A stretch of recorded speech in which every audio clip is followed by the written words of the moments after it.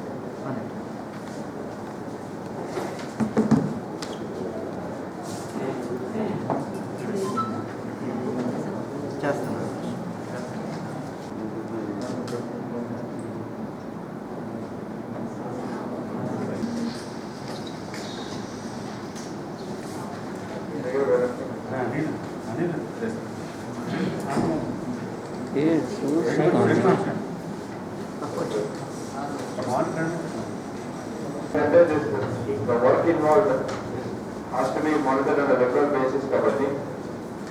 So every week, Mandala task force and also district task force also has to meet. And it's a problem.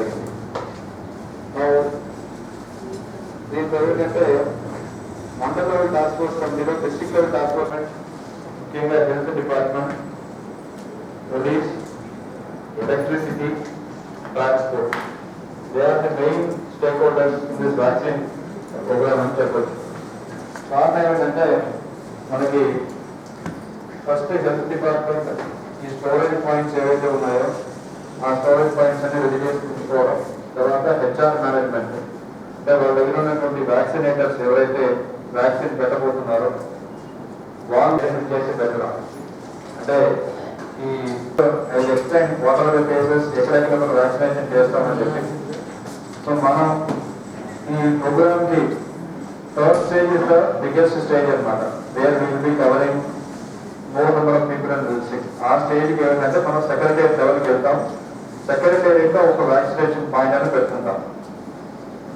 So ఒక role ఏమిటంటే as per the plan, now the vaccine will be delivered to the district PHCs లో ఉన్నటువంటి PHCs, area hospitals and district hospital కి vaccine ఉంది.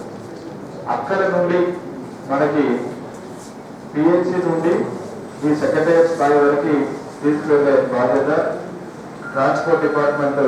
మనం అక్కడ ఉన్నటువంటి అక్కడ రెఫ్రిజిరేటర్ వెహికల్స్ అరేంజ్ చేసుకుంటూ from the PHC to the vaccination site. అంటే small ice box polling party ఏ రకంగా అవుతుందో అదే రకంగా మీరు పిహెచ్సి నుంచి బయలుదేరుతారు కాబట్టి వాళ్ళకి కావాల్సిన ట్రాన్స్పోర్ట్ అరేంజ్మెంట్స్ చేసుకోవాల్సి వస్తుంది. సో ఇది మనకు బ్రీఫ్ ప్లాన్ అన్నమాట. Now next prioritisation. So from this back next and people who are coming very close, the data, everything has to be entered prior to that and then it has to be authenticated. ఎర్లీగానే మనం చేయాల్సి వస్తుంది. So now second level లో ఎందుకు మనం ఏం చేస్తాం concern workers లో మనం here comes police double role వస్తుంది. ఏంటంటే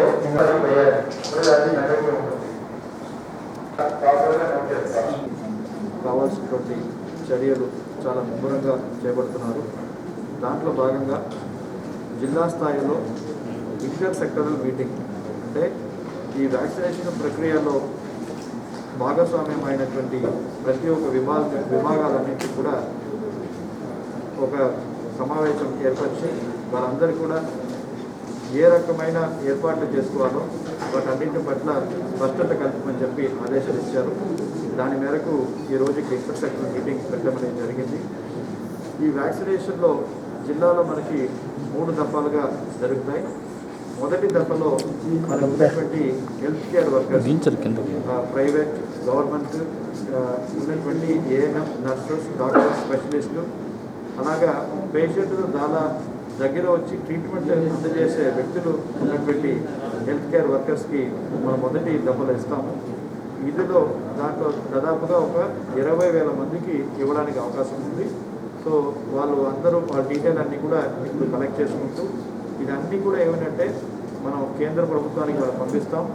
ఇవన్నీ కూడా ఈ కంప్యూటర్లో ఎంటర్ చేసినటువంటి వాళ్ళు మాత్రమే ఈ వ్యాక్సిన్కి అర్హత అవుతారు.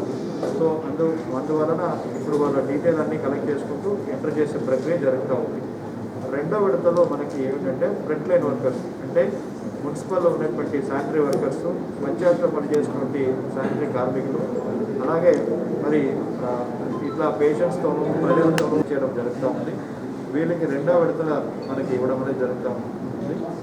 దాని తర్వాత మూడో విడతలో 50 సంవత్సరాలకు పైబడినటువంటి వృద్ధురాలు ఎవరైతే ఉన్నారో వాళ్ళు, తర్వాత 50 సంవత్సరాలకు కిందట ఉన్నా కానీ diabetes, BP, lung disease, cancer అటువంటి ఉన్నటువంటి వాళ్ళు అందరూ కూడా దీంట్లో కవర్ అవుతారు. సో మనం ఇవన్నీ కూడా కలుపుకుంటే మనం జిల్లాలో దాదాపుగా 30% మంది అంటే 5 to 7 lakhs దాకా మనకి నంబర్ వస్తుందని చెప్పి మనం భావిస్తున్నాం. So once survey is coming మనకు ఐడియా వస్తుంది. ఈ డేటా రాష్ట్ర ప్రభుత్వం దగ్గర ఉంది. ఇది కేంద్ర ప్రభుత్వాలు ఆదేశించిన తర్వాత ఈ మూడో విడతకి సంబంధించినటువంటి మన వివరాలని ఏఎన్ఎం ద్వారా ఎవరైనా విడిపోయి ఉంటే ఆ ఒక వివరాన్ని మనం సేకరించడం జరుగుతుంది. ప్రజలకు ఒక కోరిక ఏమిటంటే ఎవరికైనా ఇటువంటి బీపీ, షుగర్ అటువంటి కోమార్బిడ్ కండిషన్స్ ఉంటే, అలాగే క్యాన్సర్, లంగ్ డిసీజ్ ఉంటే ఏఎన్ఎం దగ్గర వాళ్ళు తప్పకుండా ఎలక్ట్రల్ రోల్ ఉందో కావాల్సిన లాజిస్టిక్స్ అరేంజ్మెంట్స్ అంటే రెఫ్రిజిరేటర్స్, తర్వాత ఐస్ బాక్సెస్ అవన్నీ కూడా మనకి అరేంజ్ చేసుకుంటున్నాం. సో అన్ని రకాల సర్వసిద్ధంగా దానికి కావాల్సినటువంటి చర్యలన్నీ కూడా తీసుకుంటాం. సో త్వరలోనే ఈ ప్రక్రియ మనం స్టార్ట్ అవ్వచ్చు చెప్తున్నాం.